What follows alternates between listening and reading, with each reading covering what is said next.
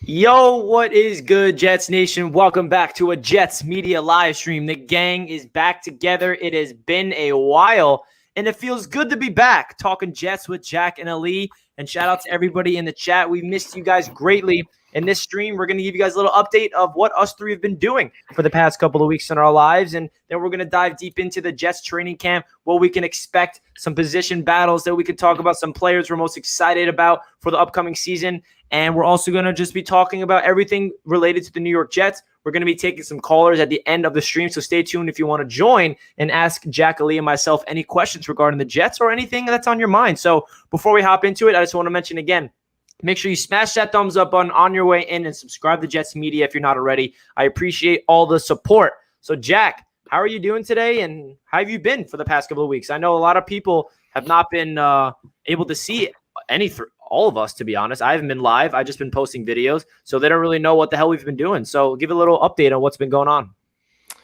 Yeah, man, I'm doing well.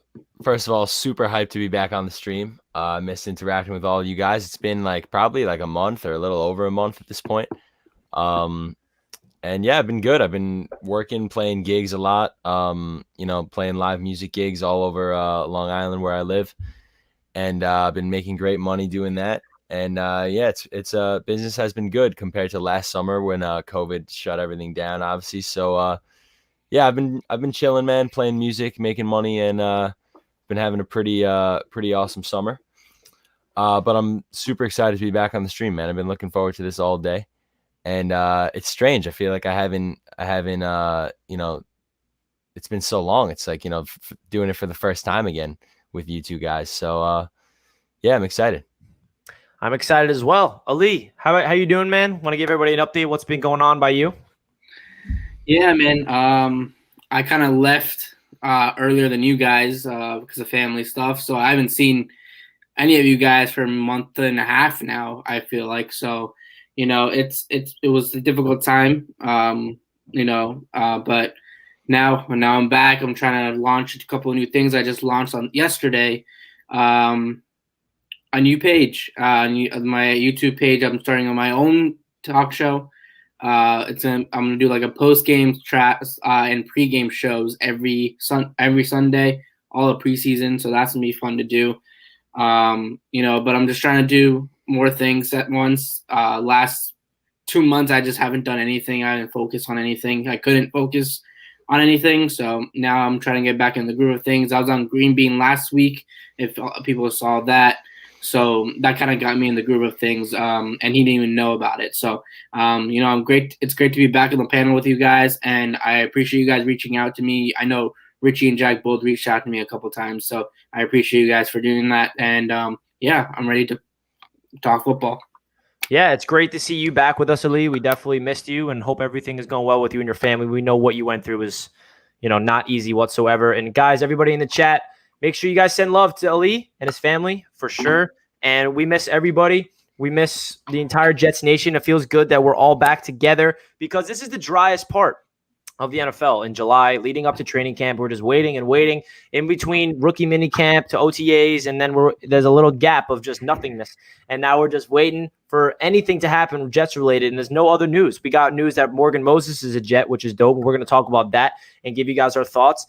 And I'm really excited. So I'm going to give you guys a little update of what I've been doing. I actually have a new gig right now with Newsbreak, which is an app that you can download on your phone. And if you guys are interested to download it, that is down below in the description. You guys can get early access to all of my Jets media videos. I first posted on Newsbreak before I posted on YouTube. So if you guys want to check it out, that is down below in the description. Just click the link if you're on your phone, and then you'll download it right to your phone. I have Jets media on there, Knicks media, and Mets media. I've been trying to pump out as much content as I can from them. And it's a great local news app. Just a little update of what it is. You download it and it tells you your location, and it gives you local news in your area, whether it's weather, whether it's sports, it can be entertainment, it can be anything that you're interested in. So definitely check out Newsbreak down below in the description if you guys are interested, because all of my Jets media videos will be on Newsbreak before it hits YouTube in case you want to catch it out earlier. So that's what I've been up to. I've been just grinding out content on Newsbreak and YouTube for the past couple of weeks. I went on a big vacation with my family in Colorado, and I didn't really able to make a lot of content, but of course I had to make that one video while I was in the mountains because the view was crazy and I missed the Jets. And I thought to myself, if I can make one video right now, what would it be? And I'm like, you know what? I want to make a video about the Jets' young offensive core because this team on the offensive end looks so fun. And I just want to talk about it. And you guys love that video. So I see some questions in the chat already. I want to answer actually this one because I didn't even make a video about it. And I'm sure all you guys in the chat want to hear our thoughts. Where is it? Hold on one second. Here it is. So what do you guys think of Flight 2021? This was a Jets documentary series that was on their YouTube channel, 4 episodes, and it was absolutely spectacular. I love everything about the Jets production team. Jets One, Jets Drive last year was great. I've always watched every single episode. I look forward to it. And this one was a special one because we got a behind-the-scenes look of the entire Jets offseason with a brand new regime, with the new coaching staff, with the new front office. Well, the front office is not really that new, but it kind of is 2 years with Joe Douglas. So we got to see Rex Hogan, all the scouts. We got to see what the inside information is on Zach Wilson. We got to hear perspectives from people we don't even know about, the director of personnel, all these scouts. There's so many people that are behind making these decisions, that are behind closed doors that us Jets fans don't get to see. So this documentary really brought that to life. We got to see the behind the scenes of the hiring of Robert Saleh, the draft pick of Zach Wilson, the draft pick of everybody. My favorite part was when they took a video of the war room when they were waiting in the 3rd round because we didn't have a pick because we traded up for AVT, and they wanted a Michael Carter, and they were just sitting there itching they're just freaking out, thinking like, all right, is Michael Carter going to fall? Is he going to fall? And he finally fell to the 4th round somehow. We ended up drafting him. That was probably my favorite part of the whole thing. So we'll start with you, Jack. I want to give your overall thoughts of Flight 2021 and just give your thoughts. Yeah, I loved it, man. I was very impressed, honestly. It was very different vibes than One Jets Drive. But I definitely liked the change of direction that they headed in this offseason. Robert Saleh's the man. I mean, I feel like the effect that he's already had on this organization, can't be understated, or can't be overstated rather. But yeah, he's a beast. I love what Joe Douglas is doing. It's just nice to see the behind the scenes aspect of things and know that the Jets social media team is really trying to get more involved with the fan base. I think they finally realized the gold mine that they have on Twitter, with all of us that interact on there about the Jets. So it just makes me feel like this team is kind of really entering a new era. I didn't really feel that way when Adam Gase was hired, but it truly feels that way at this point now. And Flight 21 just kind of reaffirmed all of that in my head, and I really enjoyed it, man. The only thing I didn't like was Christopher Johnson being featured at all, because I just think about Adam Gase when I think about Christopher, and he stinks. But yeah, I loved it overall. I really loved it, man. And I wish there were more episodes, but I love what they did. I love how they kept it kind of short and sweet, and they just gave you the whole draft process, and it was nice to see some guys behind the scenes that I hadn't really heard of them at all before. And these guys are play pivotal roles in what this organization does with the roster every offseason. So it was just really, really cool to see the behind the scenes of the draft process and the whole offseason process as a whole with Joe Douglas and Robert Saleh and all the guys on staff. So it was really cool, man. I really enjoyed it. I agree. Ali, I'm assuming you watched Flight 2021. So you want to give your overall thoughts? Yeah, I watched the day of with most Jets fans, and first of all, the production team was insane with that. Hats off to them and what they did. I think they got an award for it, or they got nominated for an award for it. So, I mean, in that perspective, it was awesome. But the Jets fans saw how it is to work in the NFL, in the Jets as a coach. I know they showed a video. I forgot who it was. They started at his house and they brought him the car ride He went all the way to work, and he was going through the entire process of what's going on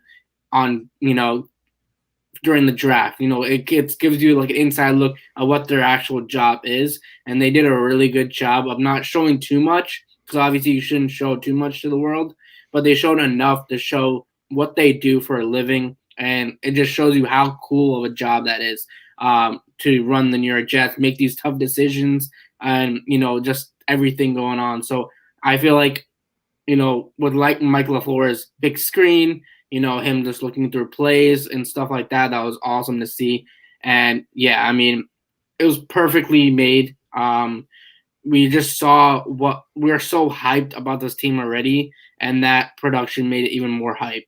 And with the season not too far away anymore, and training camps right around the corner, it just pumps everyone up a little bit. So I think that was a perfect timing of when they wanted to release it, and they released it at a perfect time where fans are amped up a little bit. They get to see their new head coach. They need their offensive coordinator. They get to see everything. After last year, I've absolutely seen nothing. You didn't see anything but in person. We just saw it through a TV screen all year. So we saw something different this year, which was pretty cool to see. So yeah, I mean, hats off to them.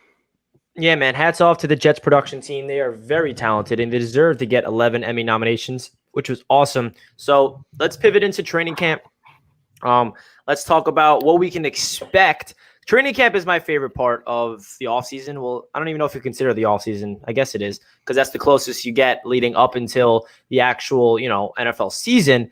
But I remember last year, guys, any of the OGs that's been with Jets Media from the beginning, I made a video after every single training camp day of training camp. And I'm going to do that again this year. And that was like when my channel really took off. Like my channel was like around 1,000 subs at that point.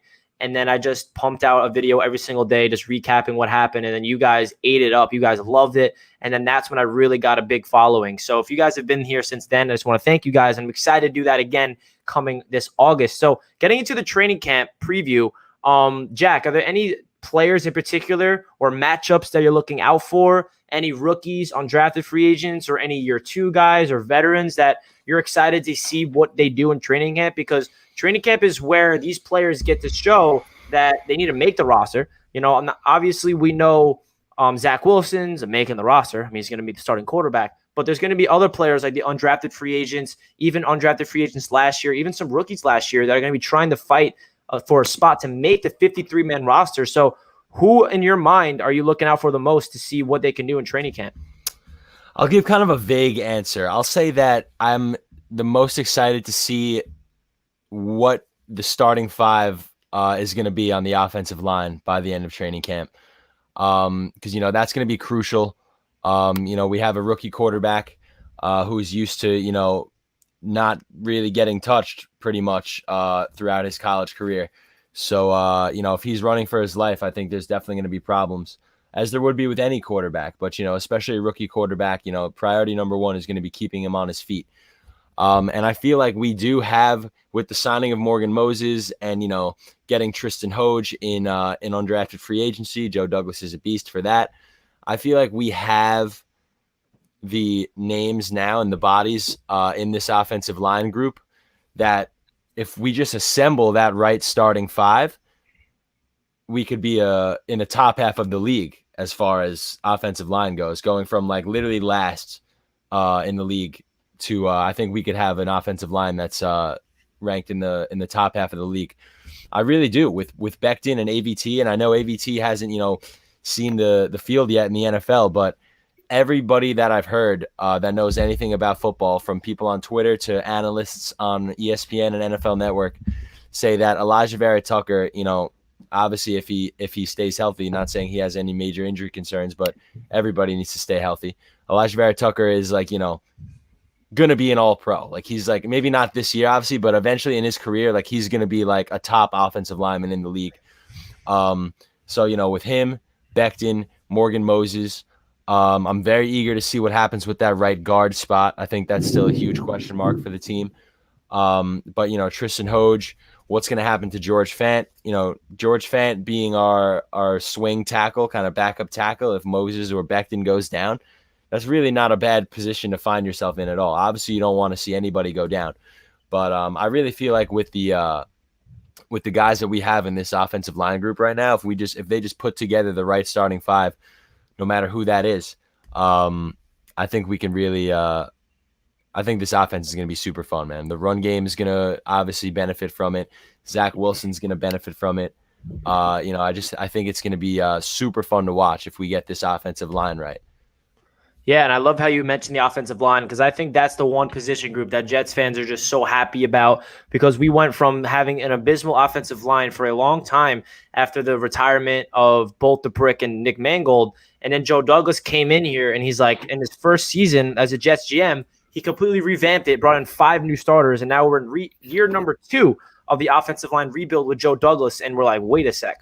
This is how he's going to do this. He drafts 2 offensive linemen in the first round and 2 in his first 2 drafts, in AVT and Mackay. He brings in Connor McGovern in free agency, in his first free agency as the starting center. And then he gets Morgan Moses over here, who is arguably a top 5 right tackle in the entire NFL. And he's going to be the starter. George Fant moves to swing tackle. The right guard spot's the only one in question. My gut tells me that Greg Van Roten is still going. It's his job to lose. He was the starter last year.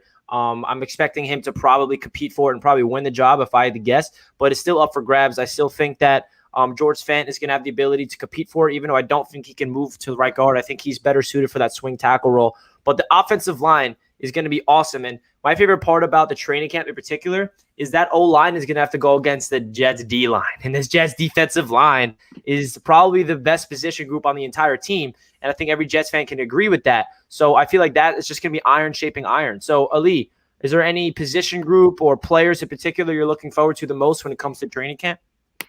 Yeah, I'm kind of curious how the wide receivers are going to shake up because the Jets have a lot of new faces, obviously, on the wide receiver position. And obviously we know Corey Davis and Jamison Crowder are probably going to be out there. But with Elijah Moore's, urgence in spring, and then you have I love Keelan Cole, who can also jump, and we still got Denzel Mims on the roster. So they gotta find spots for these guys, and I just want to see because Connor Hughes listed Keelan Cole over Denzel Mims, so I don't know if that's gonna stay the same throughout training camp. So that's something that we should watch because Denzel Mims was our 2nd-round pick last year, and we all love Denzel Mims and hope he could be a star for us. But we got to keep an eye on that because, the Jets finally have weapons on offense. So we got to see how this depth chart is going to be. I'm also kind of curious how Wesco's going to play at fullback. He was pretty much a cut. He was a cut coming into the spring. We thought he was not going to be on the roster for this season, but I think we found a spot for him. He was with LaFleur in the Senior Bowl in 2019.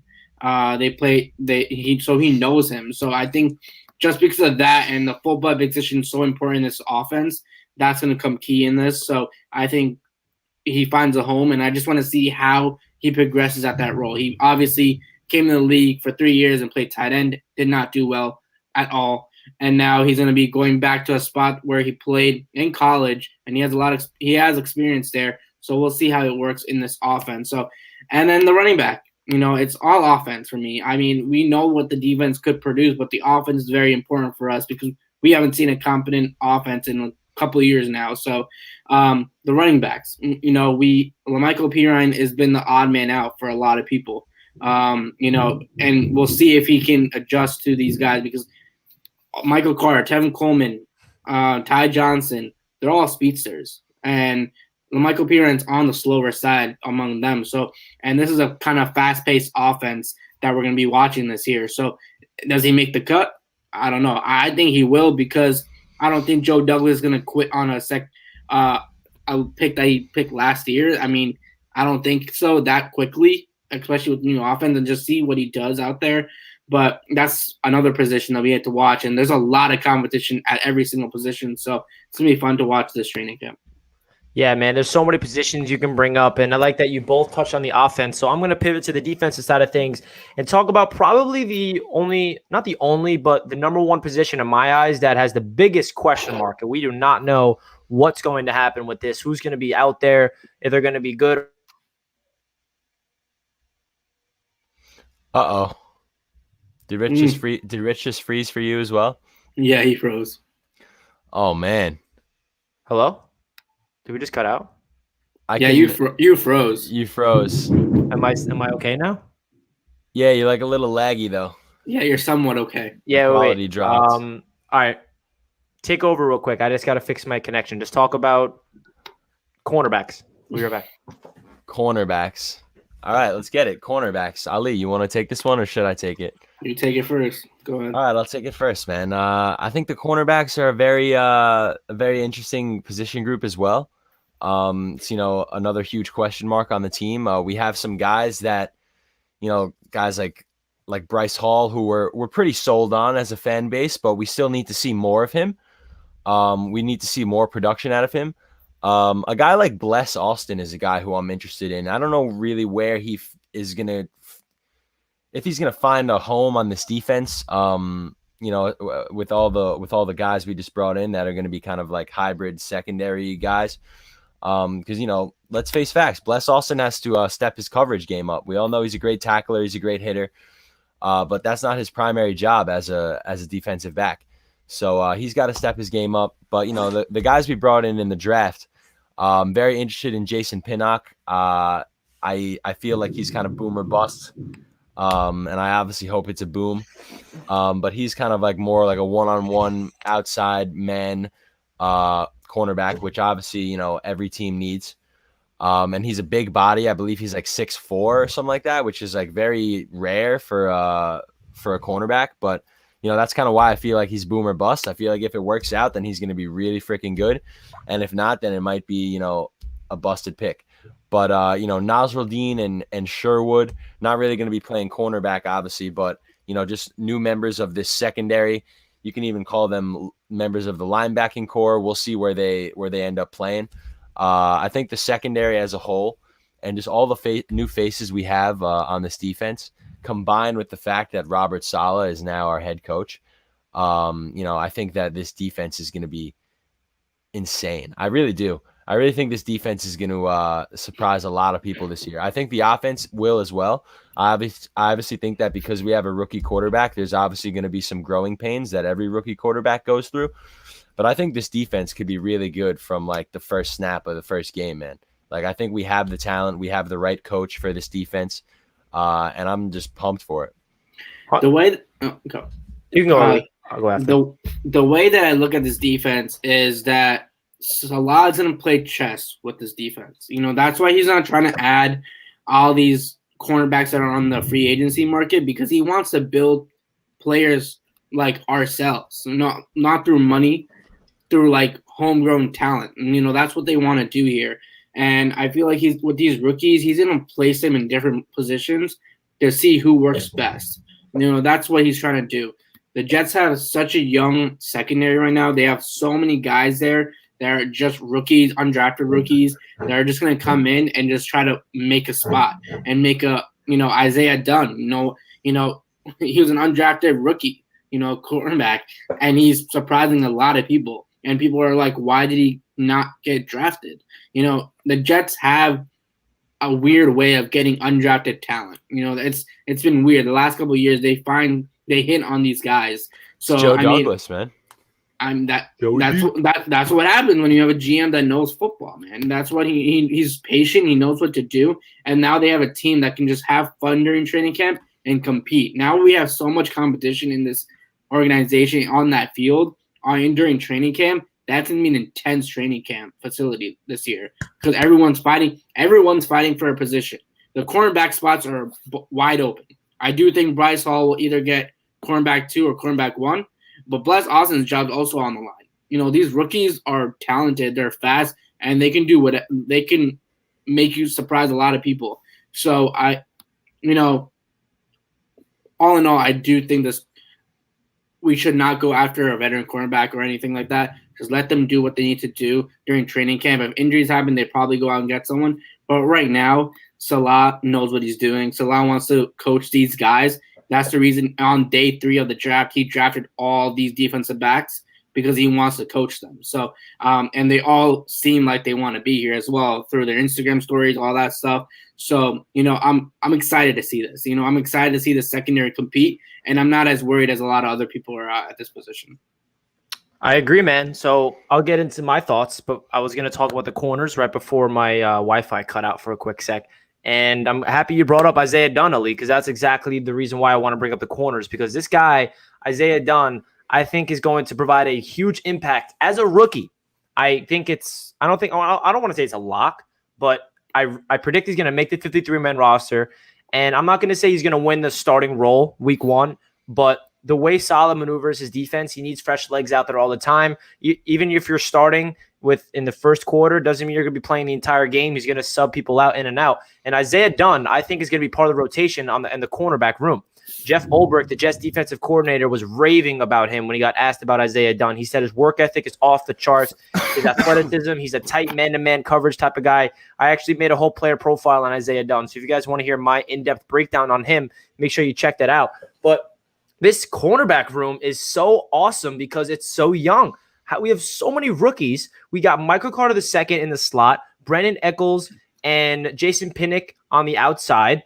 And we have a lot of, undrafted free agents like Isaiah Dunn. We got Bless Austin. We got obviously Bryce Hall, who's entering year 2, who I think is going to be the CB1. And we have undrafted free agents from last year's draft class and Lamar Jackson and Javelin Guidry. It's just a very fun nucleus that we're building with the cornerback room. And Ali, I agree with everything you said. I don't think we really need to bring in a veteran cornerback right now because this Jets team is trying to build from ground up. What's the point of spending money for a veteran if he's just going to be a Band-Aid for just a year or two? We did a Pierre Desir last year. How did that go? It was absolutely atrocious. I'd rather have a young guy get reps out there than Pierre Desir just wasting time away. I'd rather have a young guy like a Brandon Eccles or a Pinnock or anybody else that we drafted ourselves to get some reps to see if we can develop these guys to become legit players. And we drafted a lot of guys in the secondary this season that Robert Saleh and the coaching staff has a lot of excitement that they can build around. I think that a lot of rookies are going to be getting playing time. I think Michael Carter II has a chance to be the starting cornerback in the slot. I think that, Eccles has a chance to be part of the rotation. I think Pinnock has a chance to be a starting cornerback in this league in a couple years from now. And it's really awesome that the cornerback room is one of those positions where, like, everyone keeps asking Saleh. The media is like, oh, so, cornerback, are you looking for a veteran? And he keeps saying, like, hey, why bring in a veteran cornerback if we like the guys we have? We want to build these guys from the ground up. And then that pivots to another topic, which is a different position, which is the quarterback, which is very controversial amongst Jets fans. And I guess we'll talk about that now is we don't have a backup quarterback that Jets fans are comfortable with right now, right? We know what happened last year. Sam Darnold went down, and we ended up being with Luke Falk for a couple snaps. And that was like the worst time, I think, ever as Jets fans. But whenever Robert Saleh gets asked if they're going to sign a backup quarterback as a veteran, he answers, he says, hey, we're really comfortable with who we have. We like James Morgan. We like Mike White. They have a very good grasp of the offense right now. We have comfort in them, and we want to develop them over time. And he made the argument saying, if you bring in a veteran quarterback to mentor the rookie, he's going to be behind on the playbook from Zach Wilson, then James Morgan, and all these guys. He's going to be behind. Even though he's have experience in the NFL, he doesn't have a good grasp of the offense like Zach Wilson or Morgan or White because they've been in the system since the coaching staff came here. And he wants to, the coaching staff and Joe Douglas wants to develop these young quarterbacks behind Zach Wilson to be the guy. And if that is the smart decision, we will find out. I mean, hopefully Zach Wilson stays healthy the whole season, so we don't have to worry about it. But we know that Joe Douglas drafted James Morgan in the 4th round last year. A lot of people didn't know why. It was a very controversial topic. He's actually looked good in OTAs. Obviously, you can't really read too much into OTAs. We'll see what he can do in training camp. But I'll tell you this. If James Morgan or Mike White has to play snaps this year, you guys have to realize the system that we're implementing here with LaFleur, it's the most quarterback-friendly system in the entire NFL. If you remember the 49ers last year, how many quarterbacks did they go through because of the injuries? Nick Mullins was getting snaps, and he looked decent at times. Whoever was quarterback for the 49ers looked like a decent quarterback because the system made it that way. It makes quarterbacks' jobs so much easier because they know where the reads are. It's quick. It's the opposite of Gase's playbook because Gase is super complex where you don't know where the hell you're supposed to look, and it's all over the place. But this system implemented here, it has over and over success everywhere it's been. There's not one example in the NFL where this style of offense has went to a team and it's been not successful. So that's why I have confidence in this Jets quarterback room right now. I might be the minority, but I can see the vision of the Jets coaching staff right now, why they're not bringing a veteran. That doesn't say I'm not saying they're not going to add a veteran quarterback. That can happen very easily. But whenever Saleh, anybody gets asked about it, I can see their reasoning. So, Jack, what's your thoughts of the whole quarterback situation that we don't have a veteran QB behind Zach Wilson? Do you think are you worried? Are you concerned? Because if Zach Wilson goes down, it's a big question mark, because we saw what Mike White can do to an extent. And then James Morgan, he obviously has not even touched the field in the NFL, and we have no idea what to expect with him. So what are your thoughts of the depth at the quarterback position? Yeah, I mean, to me personally, it's definitely a little bit concerning. I'm not overly concerned. Like I said before, I have faith in this offensive line to keep Zach Wilson on his feet, and I think he's a tough kid. So hopefully we won't have to have that worry, and he'll be able to play 17 games this year. That would be incredible. It's something that Sam Darnold never did for us. So if Zach Wilson can do that for us, that would be fantastic, and just not have to worry about it. But as far as the veteran is concerned, I just think it would be great for Zach Wilson. I saw somebody in the chat before saying that they didn't want it because they wanted Zach Wilson to feel comfortable and feel like his job was secure. I think Zach Wilson is 100% going to be the starting guy no matter who the Jets sign, So I'm not really concerned with that, but I feel like, having a veteran there for Zach Wilson would definitely benefit him more than hurt him, I would say. Just, somebody who's been there before, who's been under the spotlight, who's, had to lead a football team down the field, and who can, give him pointers, can praise him when he does something good, can, give him tips on, how to deal with adversity as the quarterback in the National Football League. So I think that it definitely wouldn't be a bad thing for me, at least, to bring in a veteran quarterback. But at the same time, what you said, Rich, is true. It's a very quarterback friendly system. But, I don't really have any confidence in Mike White or James Morgan either. I mean, the Morgan draft pick kind of, baffled me anyway. That's like one of the only Joe Douglas head scratchers that still remains for me. So, yeah, I mean, I really wouldn't be opposed to signing a veteran quarterback. I don't know who that would be, but I think it would benefit Zach Wilson more than hurt him. I think the job is 100% Zach Wilson's anyway. So I really don't think it would hurt the team in any way. I think it would just benefit Zach Wilson. But at the same time, I don't think it's absolutely necessary. Hopefully we'll see Zach Wilson out there every game this season. Awesome. So Ali, what's your thoughts on the whole quarterback situation and the depth behind Zach Wilson? So for me on this topic is more of just waiting. The market for the quarterback position has been the same for the last probably 2 to 3 months. No one has signed any quarterbacks right now. So just go into training camp, see what James Morgan got week 1 of preseason, week 2 of preseason, Mike White, just go, let them go play. That's what I'm trying to say. Just go out, let them go play some football. If you like them, you keep them. If not, in the end of preseason or training camp, bring them in. A veteran quarterback doesn't really need a full training camp if you're going to be a backup. So you can get them maybe like last preseason and just bring a guy in and then cut one of these guys. Because I feel like they're going to keep James Morgan or Mike White, and most likely James Morgan on the team because they just drafted him last year.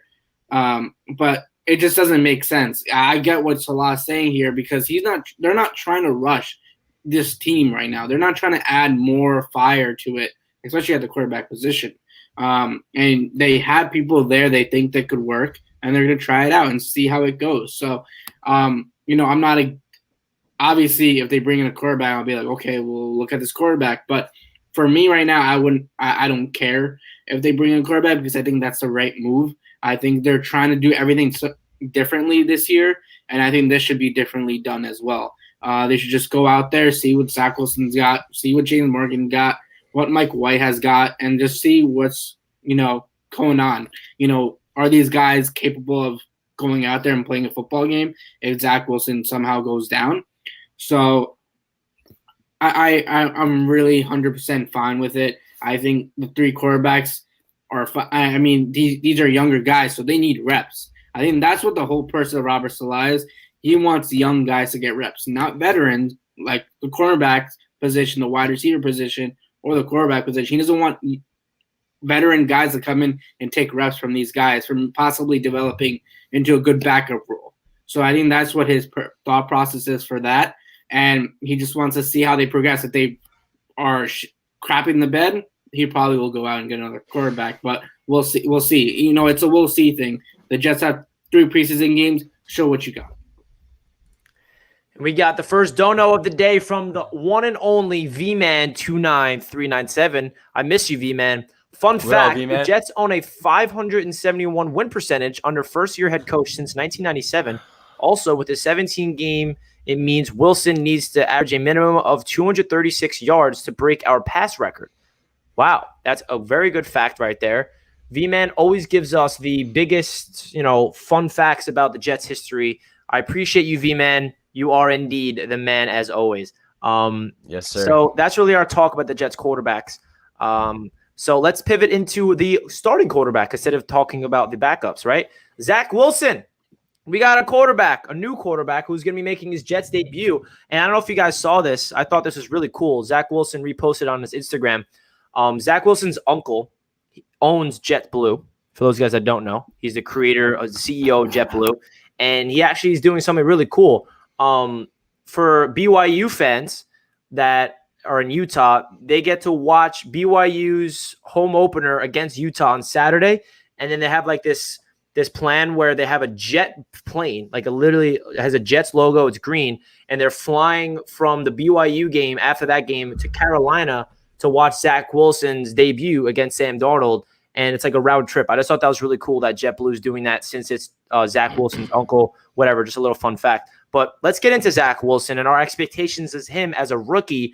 What are some realistic numbers that you guys can think of, whether it's the amount of touchdowns, interceptions, and what do you want to see from Zach Wilson as a rookie to tell you that you have confidence that he is the guy to be the franchise quarterback? Because that's what we're waiting for. We all know what happened when we drafted Sam Darnold. We crowned him as the savior a little too early. Well, not everybody did that, obviously. I did. And we just need to see steady growth. I want to see a quarterback that goes out there and makes the right reads. If he makes a mistake, he learns from it, and he has a camaraderie of the huddle. He's a leader on the field. You can tell that the players around him want to play for him, and I feel like he has all those traits. I also want to see him have some flashy plays. I want to see him have a very composed attitude on the field. So, Jack, what's your expectations for Zach Wilson, and what can you expect from him, and what do you want to see from him when all said and done, 2021 season's over with, and you can look back on it as Zach Wilson had a successful season? What do you want to see from Zach in year one?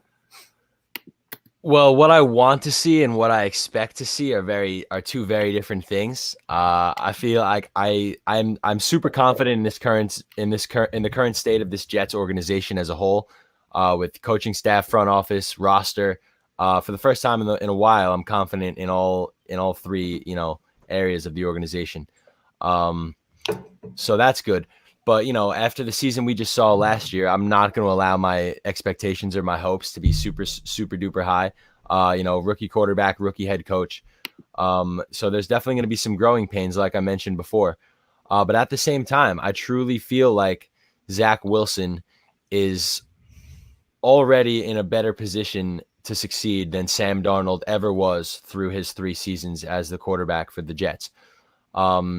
So my expectations are, for Zach Wilson to do very well. Honestly, I mean, he's the number 2 overall pick in the draft, so he's got the goods to be an NFL quarterback. We know that. Can he translate it to the next level and succeed? With a super young and inexperienced team, with a head coach who's this is his first time as a head coach of a National Football League team. So there's a lot of factors that are going to go into it.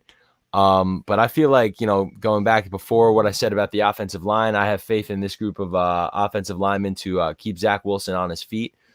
And we know that Zach Wilson is an improviser and likes to use his legs and make throws on the run. So I'm just really excited to see what he's going to do, and I think this scheme that we have with the Shanahan style offense and LaFleur as our coordinator who knows this scheme inside and out. I just think it's going to be it's a great spot for Zach Wilson to be in, honestly. Typically you say whenever the Jets draft a quarterback, it's the opposite, at least to the outside NFL world. To us Jets fans, we think everybody's the savior, but every time the Jets draft a new quarterback, everybody else thinks, all right, this kid's doomed. And that has been the case with, Mark Sanchez, Geno Smith, Sam Darnold. I mean, there's still time for Sam, he's with Carolina now, obviously, but that has been the case. But it just feels super different now with Zach Wilson and with Robert Saleh and with, competent receivers and a solid O-line and, taking a top 5 running back in the draft and Michael Carter. I think that Zach Wilson is in a very good spot to succeed. And I just really hope that he can take that step to the next level. All right, Jack. So I'm going to put you on the spot. Give us your bold prediction on his stats. Yards, touchdowns, picks. Okay. And if you get it right, you win a lot of money. I don't know. Could we Hypothetically, he plays all 17 games. All right, so 17 games, so that's a factor. So could we claim 3,000 passing yards? Like I feel like that's like that was the milestone that Sam couldn't get over, right? I don't think he ever passed for yeah. Some people are V-Man said if he can average 236 passing yards per game, he'll get 4,000 yards. I mean, I think that's very doable with the talent we have on this team now and the offensive scheme that we're going to be implementing. I really think that's very doable, man. Obviously, there's going to be 1 or 2 games where he gets less than that, maybe has an off game, but hopefully there's those, more games where he goes off and he has, a Justin Herbert rookie year. Why the hell can't that happen to the Jets? It happened to the freaking Chargers, who nobody even goes to the goddamn games.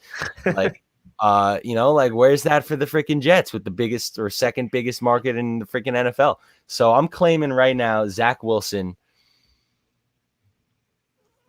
3,300 passing yards. That's pretty low. Okay. I mean, just because 17 games. It's his rookie year. Sam Darnold never got over 3,000, so I need to see an improvement from what we just had in year 1. Like I said before, I'm lowering my expectations. Yeah, as you should. We just saw a 2-14 season, and now there's an extra game. So who's to say it's not going to be 2-15 this year? It's just you don't know. So I'll stick with that. I'm fine with that. 3,300 passing yards. Let's go with. I want to see some TDs, man. I want to see some TDs. I want to see 20, 22, 23 touchdowns and 8 or 9 interceptions.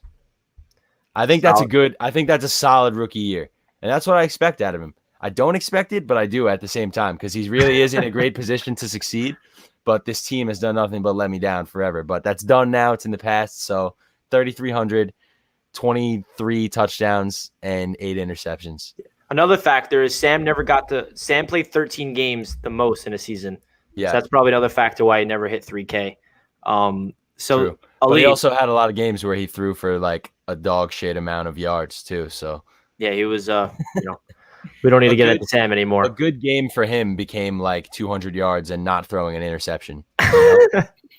Yeah, screw that. We don't even talk about that. So, Ali, give your expectations for Zach Wilson, your thoughts of him, and then after you give all that good stuff, give us your slash line, your predictions for Zach Wilson his rookie year. And everybody in the chat, if you want to spam your predictions for Zach Wilson, feel free to do so. It's a lot of fun. Yeah, for Zach Wilson's, again, progression. He had a pretty good spring. Now take that to training camp and preseason. You got Morgan Moses now. You got another offensive line. You got to adjust to that. You got to adjust to the new scheme. We need to see progress every time he hits the field. That's what we need to see out of him. We don't need spectacular numbers. We don't need Mahomes numbers. We don't need Tom Brady numbers. We need progression. We need to see him play clean games and make right decisions. Obviously, he's going to have some bumps. He's a rookie. All rookies have bumps. Even Herbert had bumps last season. So, the progression's key. I really do think the Jets are going to try to pound the ball a lot more this year, especially in the first couple of games to just get Zach Wilson in the groove of things. I think that's a smart way, especially for injury purposes. And just get the ball rolling a little bit, a couple play action plays, because this offense is going to be using the play action pass a lot. But overall, I really do think he could have that, progression because he has a talent. He has all the abilities to be a good quarterback, but everything has to align. We need to see a full season out of him, and we didn't see, like you guys said, with Sam Darnold, we haven't seen a full season out of him. And hopefully we can finally see it with Zach Wilson on the field with this new coaching staff. Obviously, I don't think he's going to have crazy numbers, but he could blow up some games. You never know. He could have some amazing games, get the chemistry going later in the season. But I really do think they're going to try to pound the rock a lot more this year, just to get him a little bit loose, a little bit more of using like Elijah Moore as like a Deebo Samuel type thing. So like these quick passes here and there. That's what the scheme does. They try to move it a little bit more. Don't leave the quarterback with the ball too long and just let him just toss it around a little bit, quick slants, stuff like that. So if he can somehow get like 200 yards a game, like cleaner games than Sam Darnold has, we're in good shape. You don't have – obviously we want to win the football game, but if we can see some progression out of him constantly every game and you see him being in close games and competing and stuff, that's a win for the Jets, even if we lose on the board, because we're not expecting a Super Bowl run. We're not expecting the playoff run. This is not a team ready for that right now. We could make it the playoffs. You never know. A lot of teams surprise that, but we're just not ready for that. And to put that pressure on a rookie quarterback is stupid. That's really retarded to put that pressure on a quarterback for a team that had 2 wins last year. So overall, Zach Wilson, all he needs to do is progress. That's all we need to see. Sam Darnold would have a good game and then have another decent game and then suck the next game. That's what was his stat line. He didn't ever show progression fully, and that's kind of what we didn't like to see out of him. We saw flashes. We saw flashes of him making nice throws, stuff like that. But Zach Wilson needs to know that he needs to stay consistent so he can get this scheme understood, this playbook understood, knows his teammates, knows what they do when they turn and stuff, and then that's how we can become a good football team. So my stat prediction for him, if everything goes well, he plays 17 games. I could see him going to 36,000. 3,600, not 36,000, 3,600 yards. I would say 23 touchdowns and 10 interceptions. I'll be fine with that. Because I do think this team is going to be more really solid in throwing the ball in the red zone because they got so many weapons, and I think they're going to use their play action plays very often in the red zone. To get Corey Davis or one of these guys or Denzel Mims for a jump ball or something like that. So I think a lot of his touchdowns are just going to come in the red zone, not these long passes. But I think that's a fair stat line for him, especially with an extra game. And if he stays healthy, we obviously didn't see Sam Darnold healthy, so the yards were not that high. But if he stays healthy, I think that's the right amount of yards for him. Yeah, it's really hard to do these predictions. My quick thoughts on Zach Wilson and what I expect from him is I just want to see consistency. And I also want to see him learn from his mistakes. I want to see him have a camaraderie of the offense, like I mentioned earlier. And you guys have to remember, this offense is a run-first offense. If they cannot establish a run game, the offense won't work. That's like the one issue. I mean, it's not an issue with the offense, but if you do not have a run game established, then the entire offense won't be fluid. Because what this offense relies on is the play action pass. And if the run game's not working, then the defense will not bite on those play actions. So you got to establish that run game at first. I feel like that's what's going to happen in the early part of the season. We're just going to pound it to Tevin Coleman, to P. Ryan, to Ty Johnson and Michael Carter. All 4 of those guys are going to get a lot of reps. And then when they start establishing the run, that's when they're going to open up the play action bootlegs for Zach Wilson. He's going to be getting on the run. He's going to be very comfortable. I'm expecting Zach Wilson to have like at least 3 or 4 highlight plays to the point where it's like on ESPN, like, whoa. Like, I think he has the potential to be like one of those players. Like, even Sam had those, Sam all of a sudden had a play where everyone was like, whoa, why can't he do that all the time? That was his problem, was consistency, obviously.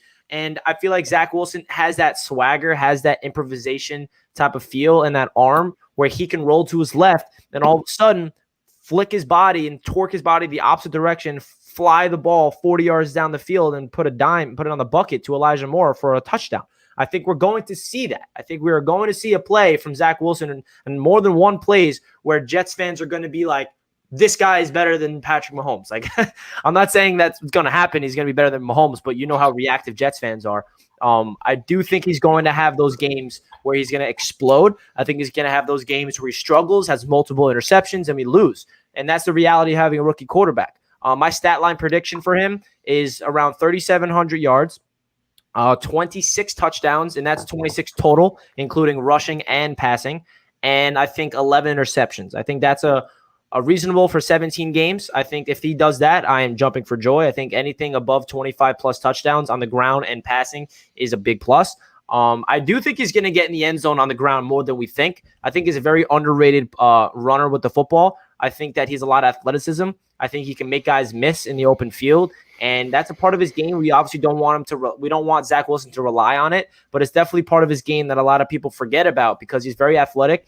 And he's like a point guard out there when he's out there. He has the ability to juke people out. And I think we're in the red zone. He's going to do some options. He's going to run the ball in and keep it. And I'm just excited, man. Thinking about Zach Wilson, it's just such an unknown cloud over our heads. Like, we all have this optimistic perspective because we're just so hopeful he could be something. We don't know what kind of quarterback he's going to be. Is he going to be a pocket passer? Is he going to be on the run all the time? Is he going to be running for first downs? Like, nobody knows what he's going to be. You can watch all of his highlights in BYU all you want. That's not who we're going to see. We're going to see a completely different quarterback.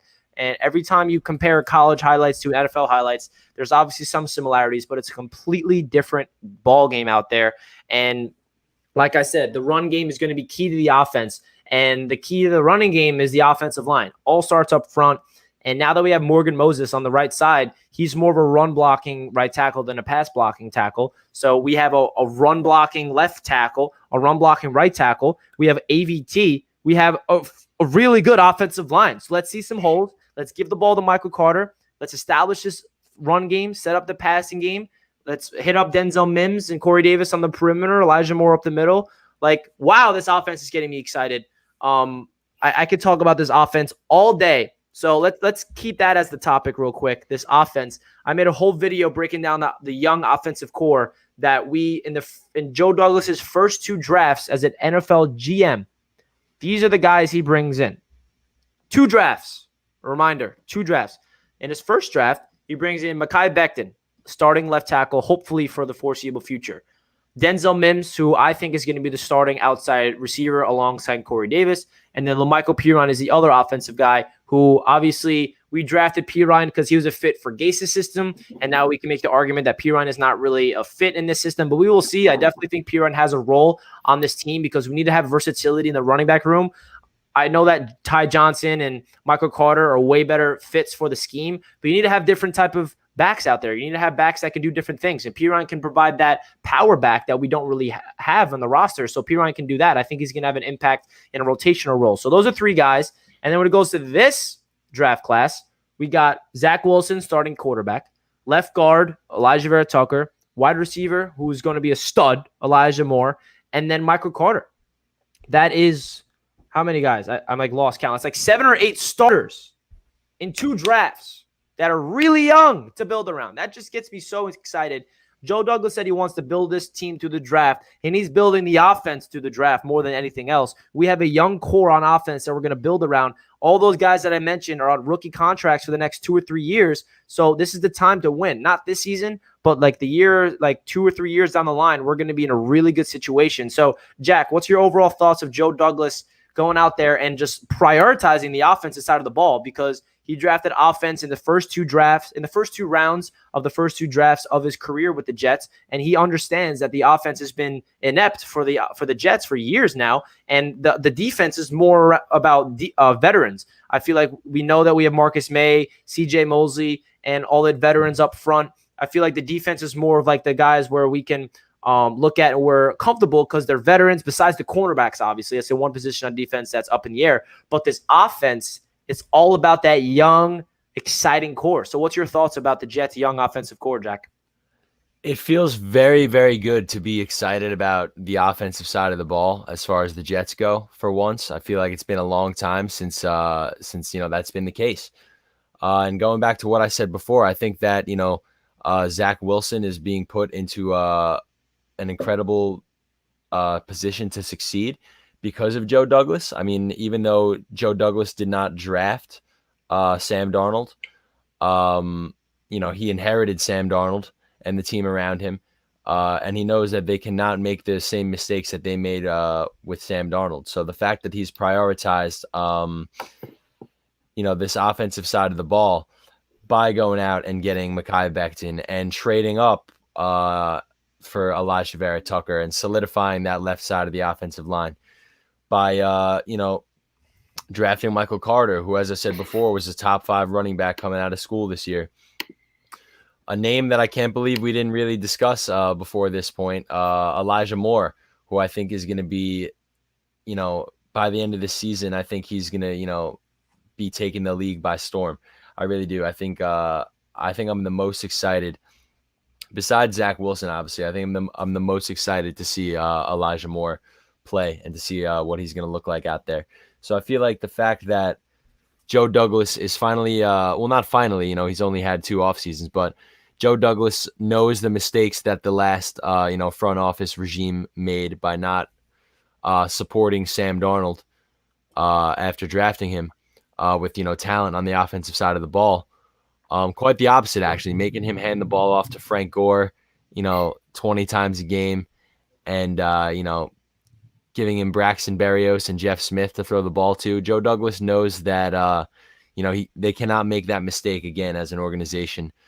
So I feel like, prioritizing the offense needed to happen. I'm so relieved that it did happen. I'm glad that we have a general manager who understands how to build a football team and, how to support a young quarterback with offensive talent around him. And I'm just so excited to see it all unfold on the field, man. I think, all the names we just listed that Joe Douglas brought into this offense over the last 2 years, I feel like these guys, Denzel Mims, I feel like these guys are going to be part of the Jets for a long time now. So I'm just super excited to see what it looks like this year with a new coaching staff. Yeah, usually every offseason for the Jets, we're looking forward to the defense, never the offense. To be honest, I don't think I've ever looked at the offense and been not only excited for this season, but I'm more excited about the future of the offense because we also have 2 firsts and 2 seconds next year. And that the offense will be added to the core with, we got 4 picks in the first 2 rounds. I bet you at least 2 of those 4 will be on the offensive side of things, and one of them will be an offensive lineman. So, Ali, what's your thoughts about this Jets offensive core, the first 2 drafts that Joe Douglas had, drafting all those offensive talent that we think could be part of this team for a long time? Yeah, the one word I would describe this offense is hungry. They're all young and hungry. That's pretty much what it is. I mean, it's all unproven talent, and that's what this team is trying to do. That's how every good organization does it. They find unproven talent and put them out there and see what they got. I think Elijah Moore was a steal in the 2nd round. I don't know how the hell he made it out the 1st round. I thought he was going to be gone. And when he was available, I was inside of me. We were on live stream, but I didn't say it out loud. But I was like, I want this guy. But I didn't know if Joe Douglas had the guts to do it. I thought he was going to go like defense or somewhere like that. But when he got him, I was ecstatic. He's a playmaker. And we've seen that. Obviously, it's only spring, but we've seen him flashes. And you have a rookie quarterback, and that rookie wide receiver connection is very, very important. And in this offense, he'll be used, like I said earlier, as a Deebo Samuel of this offense. He's going to be all over the place. He might not be catching 20-yard bombs, 30-yard bombs, and big touchdowns. He'll be in the backfield helping Zach Wilson develop as a quarterback. That's how they're going to use him. He's going to be a safety blanket for Zach Wilson. They're going to try to see if Elijah Moore is legit and fully legit, if they could get rid of Jamison Crowder next year and not have to pay him, and then they might have a slot receiver for good. And this team just has so much talent, young talent, and it's so exciting to see that. It's insane. Wideouts finally look decent. The tight end room looks a little bit weird, but we'll see if Chris Herndon can put something together. And then you have a tight end going to fullback, which he'll be solid there. The running back room looks healthy and pretty fast, honestly. And it's just all young. And then Zach Wilson, obviously, we're all excited about Zach Wilson, the offensive line. Joe Douglas promised Sam Darnold that we were going to get an offensive line, that this team was going to get an offensive line. He's just not here for it. He finished the offensive line. He's still working on it, but he finished it this year. He got a pretty solid offensive line this year, but it was just not for Sam Darnold anymore. We had to move on for him. He was done.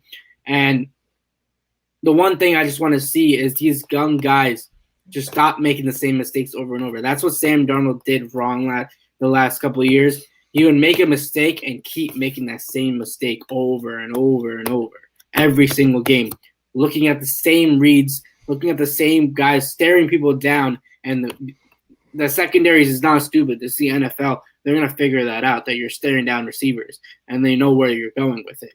Obviously, he put some nice plays out there on the run and all that stuff, but that doesn't – you're not consistent. You're not a consistent. You're like another Ryan Fitzpatrick who can just make some nice throws in the end and win a football game or whatever. That's what Sam Darnold kind of showed. He's not a consistent quarterback that keeps staying consistent. That's what Zach Wilson needs to do. Zach Wilson needs to stay consistent and improve. If he makes a mistake, learn from it. That's what good coaching does. I doubt Adam Gase went up to him if he made a mistake and said, do not do that again. Robert Saleh, I don't think he's going to be scared of saying that to Zach Wilson and be like, this is what you did wrong. Fix it, bro. Fix it so you can be better next game. So coaching does matter. So I think the coaching staff with the young core is a recipe of success. Now we just got to see it on the field, and it translates to the NFL. Yeah, you hit a great point, Ali. I agree with everything you said. You need to be able to learn from your mistakes, and if you don't do that, you don't succeed. And it's that simple. So, guys, we're going to open this up to a Jets Q&A, and you guys get to join the chat with Jack, Ali, and myself. So if you guys want to join in, I'm going to pin the link right now. If you guys want to please, when you join, use the name that you have on YouTube when you join, so I know who you guys are, so I can organize it. And I'm going to try to bring you guys in one by one. I'm going to try to bring in as much as I can. So be respectful, please, and just ask us a couple questions, and we'll let you guys go. We're trying to make it quick so we can get as many people in here as possible. And, yeah, we're going to let you guys join in. And, please, if you guys did not smash that thumbs up button, please make sure you do so. We have around 42 likes with around 82 people watching. So, again, if you guys did not thumbs it up, make sure you thumbs the video up so we can get at least 100 likes by the end of the stream. That would mean a lot to us. So again, guys, smash the thumbs up button, and we appreciate that. So if you want to join in and talk us and ask us any questions, feel free to do so. That is linked at the top of the chat. You just click that link, and then you type in your name from YouTube, and we get to say what up to you, and you guys get to say what up to us. So we're waiting for you guys to join in, and also if you want to ask us questions in the chat, you can do that as well, and we'll try to get to as many as possible. We got some callers joining in. All right, so we got the first caller joining in right now. What's good, Anthony? Can you hear me, man? Yeah, I can. What's up, boys? What up, bro? What's good, man? Welcome back. How you guys doing? What you say? Welcome back. I think you've been on the channel before, right? Yeah, I've been here playing. So what's up? Awesome. What's up, man? What kind of questions you got for us? I like what you guys are talking about, like all the Jets, like young players and all that, like Zach Wilson, Elijah Moore, Vera Tucker, Michael Carter. Like I'm excited for all of those guys, dude. Dude, it's one of those points where we got to keep talking about it because it's so exciting that we finally have a young offensive core that we can build around. It's been so long. We've only been I know. veterans. I'm really excited about it. How hyped are you guys for training camp? What's up, man? So hyped. Man, Richie asked you, how excited are you for training camp? Ali, how are you? How excited are you for training camp? It's going to be exciting because there's going to be competition. That's what training camp's all about. And I feel like the last 2 years, there wasn't much competition. So this year, finally, there's young talent who are competing for each position. So that's what's going to make it fun. Well, I got a good question for all you guys. What's one player you guys are focused on in training camp? Jack, how about you? Elijah Vera Tucker and Elijah Moore. Both Elijahs. Good answer. What about you, Ali? Zach Wilson. That's the obvious answer because you need to know who your quarterback is, and that's how you're going to win football games is quarterback. So you just need to see that progression and like reporters keep reporting that he's getting better every day, every training camp, every preseason game he's getting better. That's all we should be hoping for, honestly, and no injuries. Yeah, the one player I'm looking out for is probably Mekhi Becton, to see if he's healthy, to see if he's in good shape. I think he looks like he's in incredible shape. He posted a video talking to Brian Baldigger. He looks like he's in incredible shape. So I think he's low-key one of the X factors for the entire offense because I think the only thing that holds Mekhi back is his durability issues. And I don't think it's a big issue. I mean, he played 13 games last year, but that's one player I'm going to be looking out for the most in training camp because if he can stay healthy with Elijah Vera Tucker all year long, we will have the best left side of the offensive line in the NFL. And I really say that with confidence. Yeah, I totally agree with that. Yeah, man. It's going to be a good time. You have any other questions for us before we let you go, man? I got one more question for all you guys. Yeah. What's one – and this is another question for training camp. What's one player on the Jets that needs to have a big training camp? That needs to have a big one. In order to, like, make the roster or just, like, show the coaching staff? Like, show the coaching staff who they actually can be. Okay. Ali, who's your guy? I think everyone's thinking about his name is Chris Herndon. I knew you were going to say that. That guy, man, I've been pumping him up for the last 2 years, and this year I'm done. I'm done with that pumping up because bro needs to stop catching. No more excuses for him. You can't blame the coach. You can't blame the coaches. You as a football player need to catch the football, and he just hasn't done that. Yeah. That's common sense. So you can't blame the coaching staff for that and making stupid mistakes. So it's Chris Herndon. How about you, Jack? Agree. Yeah, I was definitely thinking Herndon as well, but I'll switch it up. I'll go with C.J. Mosley because we have no idea is that guy even alive? Like, who can he play? Can he play football anymore? It's like we have no idea what we have out of him at this point. I want him to step up and show us that he's worth the contract that we gave him, and that for the remainder of his years with the Jets, that he's going to be the defensive anchor that we brought him here to be. Yeah, man, I think he's the X factor of this defense, and if he can. I think that year off last year is going to benefit him. Honestly, I'm happy he opted out last year because there was no reason for him to be out there with Adam Gase. He took a year off, and hopefully his body's right. My pick is going to be Denzel Mims. I think that he has an opportunity in training camp to prove to the coaching staff in particular, like, I'm a freakishly talented outside wide receiver, and I need to be the starter. You need to implement me. I don't care if I'm not a scheme fit. You need to work me. In the red zone, I'm a red zone target. You need to throw up the lobs on the perimeter. And I feel like Denzel Mims needs to have a really good training camp because I had a first round grade on him last year. And obviously he was misused with Adam Gase. Sam Darnold did not look his way ever. So hopefully I really hope that Denzel Mims is a big part of this offense. So Anthony, before I let you go, who's one player that, to ask you your own question, who's one player? I agree with Ali, Chris Herndon. Yeah, I'm gonna say this, man. Yeah, like I agree with what you were saying, Ali. Like the drafts, man, that's not on the coaching, dude. That's on him. Like you shouldn't be blaming the coach for that, man. All I gotta say to him, dude, he's gotta fix that drop issue, dude. He has to have a big training camp. That's all I'm gonna say about that. So yeah. Awesome, Anthony. I appreciate you joining in. Appreciate the support, and I'll catch you next time, man. Have a good one, guys. You too, buddy. Brother. Peace out. See you, man. All right, so we got another Jets legend coming into the chat next. His man is. I know who it is already. Oh, you know exactly who it is. V-Man enters the building. Let's go, baby. What Look at up, this handsome Vincent? man. What's up, Rolo? Nothing. How you been? Been great. I've missed you. Man. What do you got for us today? You got any Jets quiz, or you want to ask us questions, or what do you got? No, I just I'm trying to think of something. No, I gave. Oh, did you see the shade some of the odds makers have put on Zach Wilson?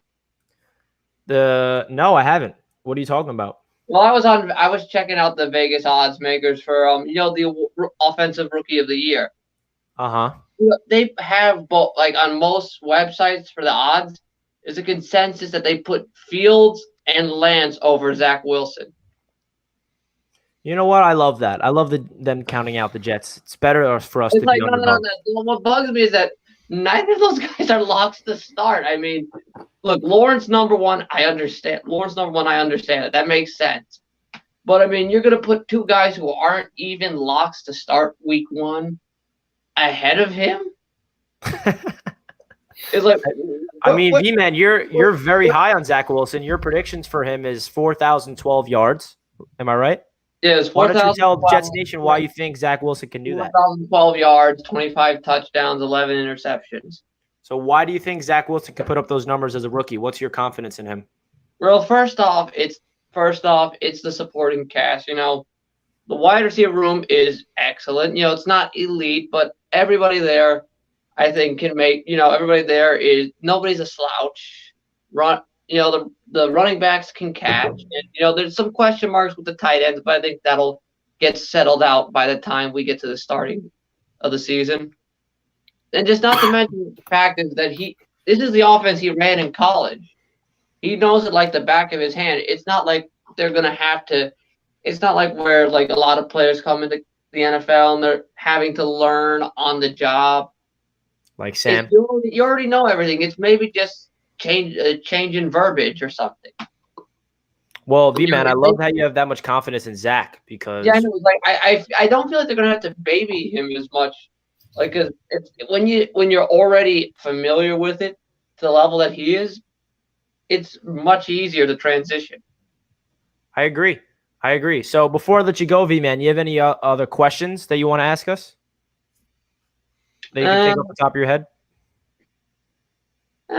No, not really. Nothing at this moment. Hey, V-Man, V-Man, you still playing the guitar? Oh yeah, I don't have it on me. I actually gave it a paint job. I don't have it on me though. Good for you, man. Awesome. Well, are you going to any Jets games this year? I'm hoping to go to the season opener. I have to actually get tickets. Dude, if you're going to the season opener, you got to let me know. I got to meet you. And all right, V-Man, I always appreciate the support, the donations. It means a lot to me. And next time we're live, hopefully you join once again. Yeah, all right. Peace. Peace out, man. Have a good one. All right, guys. So I have an announcement to make. I think I already mentioned it before once or twice, but for anybody that is attending the New York Jets home opener against the New England Patriots, I have a big plan for my channel. I'm going to be hosting a huge tailgate that all you guys are welcome to come if you're going to the game, and I'm going to be live streaming the entire thing. And I want to make this a big event where all my subscribers and all you guys can come and we can have a great time and, you know, party and get rowdy and go crazy for the Jets. Hopefully we're coming off a week 1 victory after the Carolina Panthers. And I want to meet anybody that's there. I'm going to be setting it up, and you guys will know more details about it leading up until week 2, obviously. But for anybody that's going to be at the home opener, stay tuned for a lot of news and updates from me in particular and Jack and Ali. We're going to be planning a huge tailgate. I don't know where in the parking lot yet. I still got to figure that out. But I have a big vision in my head. I want to make a big tailgate live stream. I'm going to have a lot of fun things there, a lot of interactive things that we're going to have a ton of fun. So for those of you guys that are going to be at week 2, the home opener for the New York Jets at MetLife Stadium, stay tuned because I'm going to be launching a huge tailgate, and hopefully it goes well. I'm winging it. I haven't actually been to MetLife Stadium in a long time because this is the first year. Well, last year was my first year being out of college, but last year, obviously, we couldn't go to any games. So I haven't been to a Jets game home at MetLife in like 5 or 6 years. It sucks. I went to 4 straight Jets-Bills games in Buffalo because that's where I went to college, all the way upstate New York. So I kind of forgot what it's like tailgating-wise for MetLife. So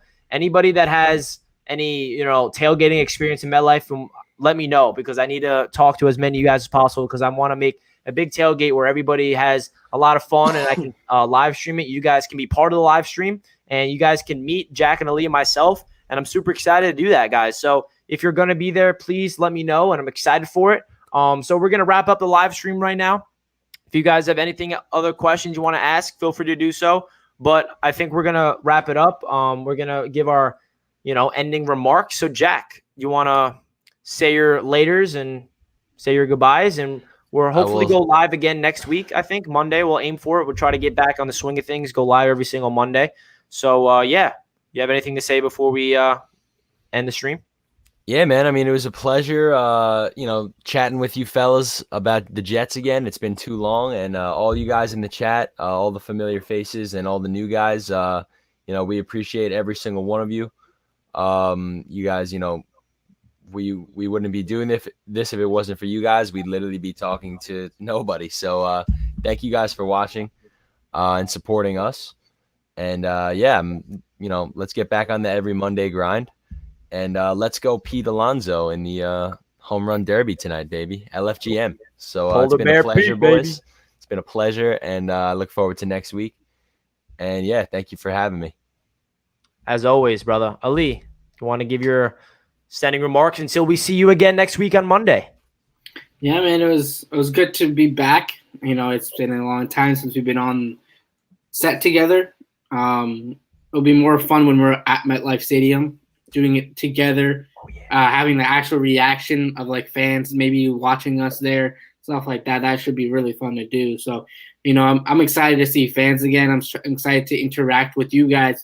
We've been just seeing each other through screens. So, it'll be fun to interact with all the fans again, walk around MetLife Stadium, the parking lot, meet new people, and get back to groove of things of why football is so much fun and why doing this stuff is so much fun for us to do and content create for you guys. So it'll be fun. I can't wait. I think they're going to be opening it for training camp for fans as well. So I think there are going to be a lot of people there as well. So hopefully I see some people there. But yeah, there if that's the case. Yeah. Do you know when Ali training camp begins? Yeah, so I talked to the guys there. They haven't decided yet. They're gonna know either this week or next week when they're deciding. They're just trying to figure out the COVID protocols, what it is. But I don't think fans can do autographs or anything like that. That's what I'm thinking. And fans can't, like, players can't approach fans or anything. That's what I'm seeing. But it could change. But for right now, I don't think they're gonna be allowing that. So that's a bummer a little bit. But at least we'll get to see the Jets play a little bit. So there's only going to be obviously specific dates where fans are allowed. Yeah. They only do like 4 to 5 dates. Honestly, they don't do many like open because they gotta actually practice. They gotta prepare for the season. So exactly. They can't have fans taking that many videos and stuff of their practices and plays and stuff. So I really hope I'm able to go because I'm actually going away from August 3rd to like August 10th, and I know that's prime training camp time. But I'll still be making videos. But hopefully, that's right before our week one preseason. Yeah, I think right when I get home, which is like August 10th or something, the first preseason game is a couple days later. Yeah, so they're probably going to be. I think they were going to probably start in the end of July, like last week of July, and then they usually go until after the preseason 3, which I think it's August like 26th or something, because the season is starting pretty late this year, I think. So, yeah. Okay, well, hopefully they're going to have open practice when I'm home because I will be there 100%. And, so that does it for this episode of another Jets Media live stream with Jack, Ali, and myself. We appreciate you guys tuning in. If you guys did not smash that like button, please make sure you do so. And, of course, follow Jack and Ali over on their socials on Twitter and Instagram. And, we appreciate the support. Let's go, Jets. We're coming for the Super Bowl in the next 5 years. Gang. Let's go. Peace out, baby. Let's go, Peace. Jets.